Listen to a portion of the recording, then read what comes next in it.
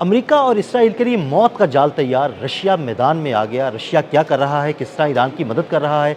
आमिर रज़ा से ताज़ा सूरत के बारे में बात करते हैं। आमिर भाई, एक ज़बरदस्त खबर आई है, हमारे नाज़रीन को बताइएगा। ये खबर वाकई ज़बरदस्त है क्योंकि जिस दिन से जंग शुरू हुई 28 फरवरी से लेकर, जब इसराइल और अमेरिका ने मिलकर ईरान पर हमला किया था और उसके सुप्रीम कमांडर जो थे अली ख़ामेनी, उनको शहीद किया था, उसके बाद से लेकर पूरी दुनिया इस बात को लेकर सवाल उठा रही थी कि क्या रशिया खामोश बैठेगा, क्योंकि रशिया सबसे बड़ा बेनिफिशरी है ईरान से। देखिए, ये दुनिया कारोबारी दुनिया है, चाहे रशिया, चाहे अमेरिका, इसराइल है, कोई भी है, उसका उसका सबसे बेसिक नज़रिया ये होता है कि वो अपने कारोबार को चलाए। रशिया पर भी वेस्टर्न पाबंदियां हैं और उसमें उसके लिए अगर कोई ब्रीथिंग पॉइंट था तो वो ईरान था, क्योंकि ईरान उससे टेक्नोलॉजी और असला ले रहा था और ईरान उससे जो है उसके साथ तजारत कर रहा था।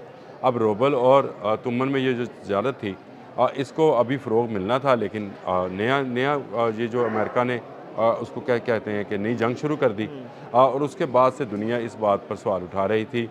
बहुत सारे अमरीकी मुबसर जो हैं इस बात को अगर कहते हैं तो मैं उनके शॉर्ट्स भी आपको भेज देता हूँ कि इस सारी गेम के पीछे रशिया मौजूद था, जो ईरान ने कामयाबी के साथ अमरीकी अहदाफ को निशाना बनाया, लेकिन खुलकर सामने कुछ नहीं आ रहा था। देखें, हमने भी उस पर व्लॉग किया था, मैंने बताया था कि जो जो सेटेलाइट टेक्नोलॉजी है वो चीन फराहम कर रहा है, सेटेलाइट सपोर्ट, और रशिया जो है उसकी इंटेलिजेंस काम आ रही है। मैंने आपको साथ एक व्लॉग किया था, मैंने आपको पॉइंट आउट किया था कि KGB जो है, जो रशियन है, वो इस काम के खास जिसको बोलने की ज़रूरत है, वो इस काम के पीछे है, और वो तमाम वो पॉइंट्स जहाँ पर अमरीकी मौजूद थे उसकी निशानदेही उन्होंने की है। लेकिन ईरान और रशिया का आपस में इस वक्त तक कोई राब्ता नहीं था, या हमारे तक कोई राब्ता इस तरह का नहीं आया था। लेकिन एक बड़ी खबर जिसको आपने सही कहा कि बड़ी खबर निकल कर आई है, और ये है कि मसूद पशकियान जो कि ईरान के सदर हैं, उनकी टेलीफोन कॉल हुई है व्लादिमीर पुतिन से। ये पहला बाज़ाब्ता सदारती सतह का राब्ता है। और मैं आपको बताऊं, अभी मैं एक पूरा आर्टिकल पढ़ रहा था कुछ देर पहले ही, जिसमें मुख्तलिफ जो दिफाई तजियाकार थे वो ये कह रहे थे कि अमेरिका, डोनाल्ड ट्रंप ये समझे कि एक मजहबी लीडर को हलाक करने से रजीम चेंज हो जाएगी, हालांकि वहाँ पे हुकूमत जो थी वो मसूद पशकियान चला रहे थे। ये सिर्फ मजहबी मामलात को ख़ामनेई, देखें, ख़ामनेई का फ़ैसला आखिरी फ़ैसला होता था, लेकिन जो हुकूमत चलाने वाला मामला था वो मसूद पशकियान का था। और है, अब्बास इराक़ची हैं, ये वो लोग हैं जो सियासी तौर पर मामला ईरान का फेस भी है इंटरनेशनली। अब व्लादिमीर पुतिन ने रब्ता किया है, तो ये रब्ता आपके ख्याल से वो टेलीफोन कॉल होगी कि जिसमें ये पूछा जाएगा कि सुनाएं आपका क्या हाल है। अब ये तो नहीं पूछा जाएगा ना, ये बताया जाएगा कि आइंदा की हिकमत अमली जो है वो क्या है। और दूसरा, व्लादिमीर पुतिन ने डोनाल्ड ट्रंप को एक पैगाम दिया है कि मैं ईरान के साथ राब्ते में हूँ।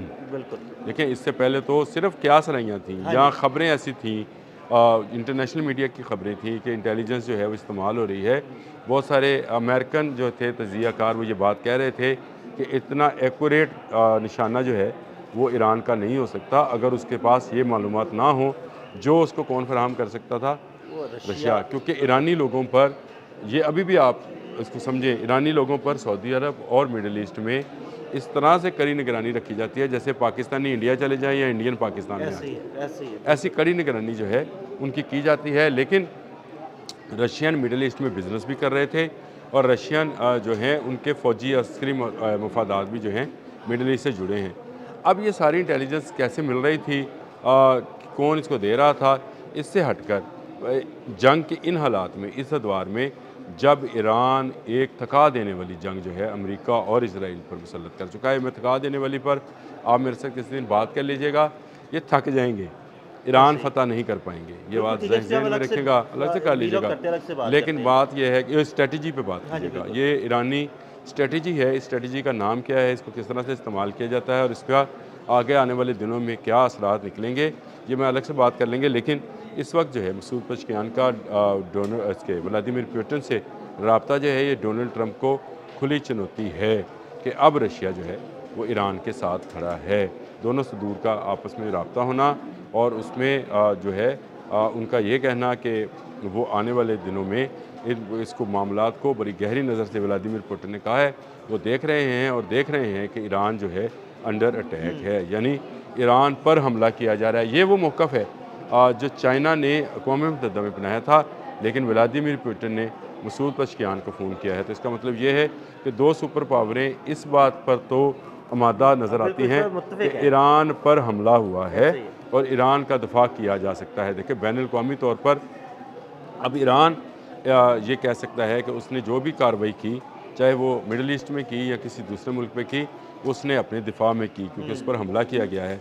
अमेरिका और इज़राइल ये नहीं कह सकते कि ईरान ने उन पर हमला किया था, जिसका वो जवाब दे रहे हैं। तो ये बैनुल-अक़वामी सतह के ऊपर जब तल्लुकात को देखा जाता है या मामलात को देखा जाता है, तो उसमें ऐसी चीज़ों को जो है मद्देनज़र रखा जाता है कि कौन मज़लूम है और कौन ज़ालिम है। तो इस वक्त इज़राइल और अमेरिका को ज़ालिम जो है करार दिलवाने में ईरान कामयाब हो गया है, और दुनिया की हमदर्दियाँ जो हैं आप देखिएगा हर आने वाले दिन के साथ, आज 8वां रोज़ है जंग का, हर आने वाले दिन के साथ जो है ईरान के साथ जुड़ती चली जाएंगी और ईरान आपको पहले से ज़्यादा ताकतवर नज़र आता शुरू हो जाएगा, क्योंकि ईरान का हर मिसाइल हमला इस बात का ऐलान कर रहा है कि उसकी बैलिस्टिक मिसाइल की जो ज़ख़ीरे हैं वो ख़त्म नहीं हुए हैं। हर मिसाइल हमले के साथ, हर ड्रोन हमले के साथ वो इस बात का ऐलान कर रहा है।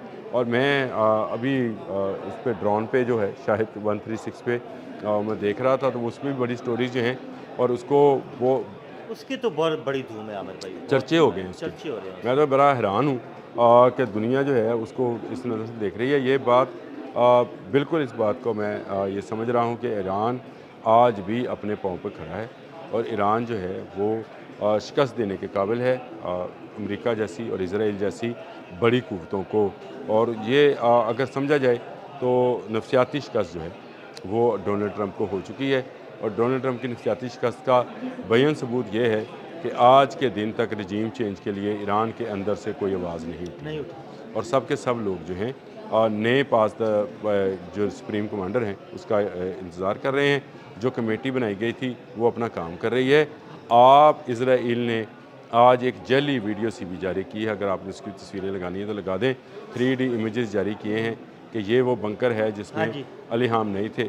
अली ख़ामनेई अपने घर पे थे, वो किसी बंकर में नहीं थे।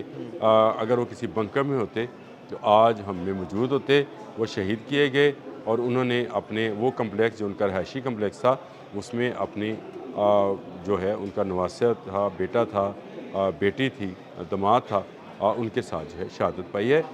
ये जो बंकर वाली स्टोरी है ये इज़राइल किसी और को जाकर सुना दे कि वो एक बड़ा ही गहरा बंकर था जिसको तबाह किया गया है। आप अभी तक ईरान की कोई स्ट्रेटजिकली जो साइड है, तबाह नहीं कर पाए, साइड जो है उसको आप तबाह नहीं कर पाए हैं, तो आप अली ख़ामनेई को क्या करते। उन्होंने अली ख़ामनेई ने जो उनके मतलब पता चला है कि उन्होंने ये कहा था कि अगर आप 9 करोड़ लोगों को बंकर दे सकते हैं तो मैं बंकर में चला जाता हूँ, नहीं तो मैं अपने ऑफिस में काम करूँगा। तो ये उनकी शहादत की एक अज़मत है, उनकी अज़मत की एक निशानी भी है और वो शहीद किए गए हैं। और इस उम्र में शहादत देकर उन्होंने ईरानी कौम को यकजा कर दिया। बिल्कुल, बहुत शुक्रिया आमिर भाई ने तातरीन सूरत के बारे में आपको आगाह किया कि किस तरह मसूद पज़ेश्कियान और रूसी सदर का रब्ता हुआ है और उस पर क्या बातें हुई। अदील अहमद और आमिर रज़ा को इजाज़त दीजिएगा। अल्लाह हाफ़िज़।